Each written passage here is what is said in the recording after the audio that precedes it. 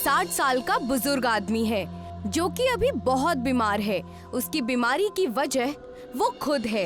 उसने अपनी पूरी जिंदगी में कभी भी ताज़ा खाना नहीं खाया, हर वक्त फास्ट फूड खाता था। इसी वजह से आज वो हॉस्पिटल में एडमिट है। अब तो बचना भी मुश्किल लग रहा है। काश मैंने अपने जवानी में अपनी सेहत का अच्छे से ख्याल रखा होता तो आज ये नौबत नहीं आती। देखिए, अब ज्यादा फिक्र मत कीजिए। आपकी सेहत पर इसका बहुत बुरा असर पड़ रहा है। टेंशन लेने से आपकी हालत और ज्यादा बिगड़ सकती है। अब इससे ज्यादा और क्या नासाज हो सकती है मेरी तबीयत। अब तो मुझे यकीन भी नहीं है कि मैं कल जिंदा रहूंगा या नहीं। देखिए, आप हिम्मत मत हारिए। हम आपको बचाने की पूरी कोशिश कर रहे हैं। अब तो मुझे सिर्फ वही बचा सकते हैं जो इस दुनिया के रखवाले हैं। जीवन मालिक को याद करके हॉस्पिटल के बेड पर लेट जाता है और सोने की कोशिश करता है। कुछ वक्त में वो गहरी नींद में चला जाता है और उसे एक ख्वाब आता है कि एक गुफा में एक जादुई पत्थर है जिसे तराश कर डंबल बनाकर एक्सरसाइज करके अपनी सेहत को ठीक किया जा सकता है। डॉक्टर, मुझे डिस्चार्ज कर दीजिए। मैं अब वापस अपने घर जाना चाहता हूँ। सॉरी, अभी हम आपको डिस्चार्ज नहीं कर सकते हैं। आपकी हालत बहुत नाजुक है। मुझे पता है कि मैं क्या करने जा रहा हूँ। आप प्लीज मुझे यहाँ से जाने दीजिए। मैं यहाँ रहकर वैसे भी ठीक नहीं होने वाला। अब जीवन बहुत जिद करता है तो डॉक्टर उसे डिस्चार्ज करने के लिए राजी हो जाती है, पर घर जाकर उसे आराम करने की हिदायत देती है। जीवन हॉस्पिटल से निकल जाता है। जीवन अपने ख्वाब के अनुसार वहाँ से सीधा गुफा की ओर निकल जाता है। अगर मेरी सपने वाली बात सच निकली तो मेरी जिंदगी बदल जाएगी और फिर मैं अपनी सेहत का हमेशा ख्याल रखूंगा। जीवन आहिस्ता आहिस्ता गुफा के पास जाता है, पर वो गुफा बंद होती है। अरे, ये गुफा तो बंद है। तुम्हें मेरे दरवाजे को खोलने का पासवर्ड बताना होगा, तभी तुम अंदर आ सकते हो। जीवन ख्वाब को याद करने की कोशिश करता है और कुछ वक्त याद करने पर उसको पासवर्ड याद आ जाता है। खुल जा सिम सिम दरवाजा। खुल गया दरवाजा। हे इंसान, अंदर आ जा। पासवर्ड से दरवाजा खुलने पर जीवन गुफा के अंदर जाता है। वो बहुत ढूंढता है, पर उसे फिर भी जादुई पत्थर नहीं मिलता और वो बहुत मायूस हो जाता है। मैं भी बेवकूफ हूँ जो एक सपने को सच मानकर हॉस्पिटल से डिस्चार्ज होकर यहाँ इस गुफा में आ गया। अब जीवन इस गुफा से बाहर जाने लगता है। तभी उसे गुफा के एक कोने से एक रोशनी की किरण चमकती हुई नजर आती है। वो कुछ पल के लिए रुक जाता है और उस रोशनी की तरफ ध्यान से देखता है। कहीं ये वही जादुई पत्थर तो नहीं जिसकी तलाश में मैं यहाँ आया हूँ। चलो, अब यहाँ आया ही हूँ तो जाकर देख ही लेता हूँ। जीवन उस रोशनी के पास जाकर देखता है। वो रोशनी एक पत्थर से आ रही है। ये देखकर जीवन बेहद खुश हो जाता है।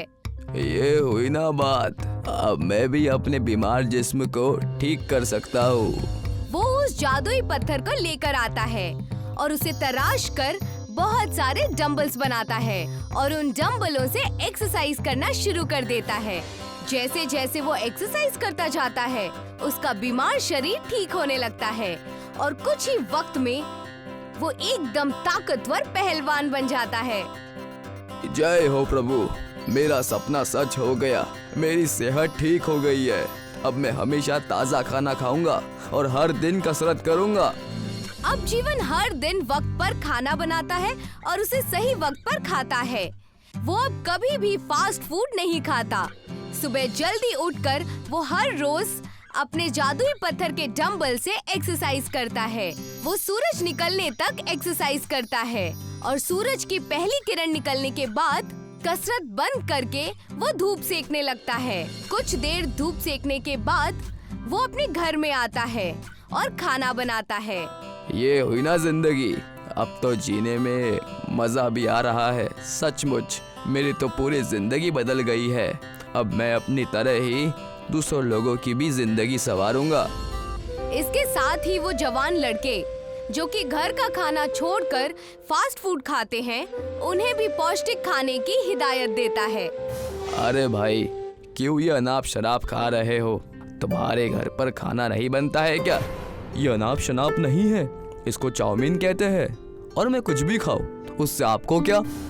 बेटा, ये चाइनीज खाना तुम्हारे जिस्म को बीमार कर देता है। मैं खुद इसका शिकार हो चुका हूँ और मैं नहीं चाहता कि अब कोई दूसरा इसे खाकर बीमार पड़े।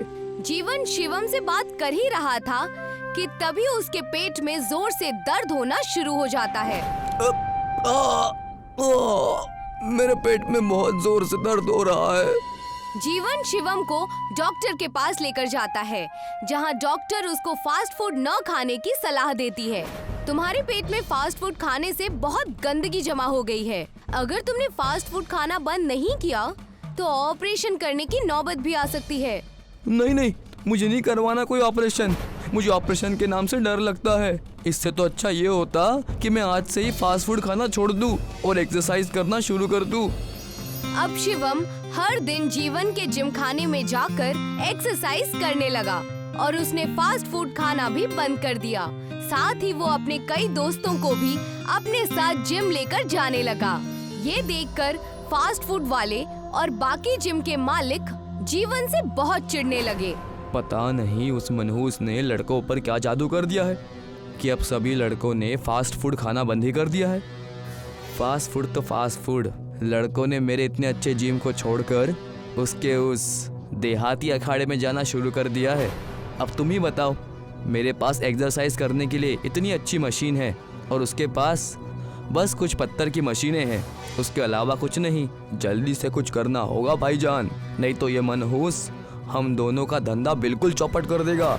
अब फास्ट फूड वाला और जिम का मालिक दोनों मिलकर जीवन के खिलाफ साजिश रचने लगे ताकि उसके पत्थर का जिम खाना बंद हो जाए। उसने रात को उनके जिम खाने में बहुत सारी जल्दी उगने वाली घास लगा दी। सुबह होते ही पूरा अखाड़ा घास से भर गया। सभी लोग सुबह अखाड़े में आते हैं तो वो ये देखकर चौंक जाते हैं। इतनी सारी घास यहाँ अचानक कैसे उगाई? अब हम लोग कसरत कैसे करेंगे? गुरुजी, हमने आज तक कसरत करके जो शरीर बनाया है उसी की ताकत दिखाने का वक्त आ गया है। हम सभी लोग मिलकर इन घासों को उखाड़ कर फेंक देंगे। अब शिवम, जीवन और अखाड़े में कसरत करने वाले लोग मिलकर उस घास को उखाड़ने लगे। देखते ही देखते उन्होंने बहुत सारी घास उखाड़ दी। पर तभी जीवन के दिमाग में एक ख्याल आता है और वो सभी लोगों को घास उखाड़ने से मना कर देता है। मुझे लगता है अब हमें कुछ घास छोड़ देनी चाहिए। इससे कसरत करते वक्त हमारे जिस्म पर धूल मिट्टी भी नहीं लगेगी और अखाड़ा भी हरा भरा बेहद अच्छा लगेगा। हाँ, ये अच्छा रहेगा।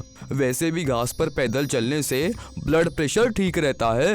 अब ये सभी लोग मिलकर बची हुई घास को इस तरह से काटते हैं कि ये घास जमीन पर बिछाई हुई कालीन की तरह लगने लगती है। अब तो हमारा जिम खाना और भी ज्यादा खूबसूरत दिखने लगा है।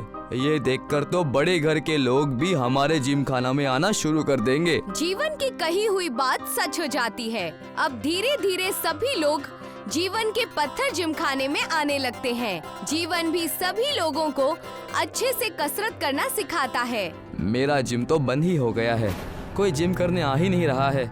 मेरे फास्ट फूड का काउंटर तो मैंने खुद ही बंद कर दिया है क्योंकि मेरा खुद का बेटा ये फास्ट फूड खाकर बीमार पड़ गया था।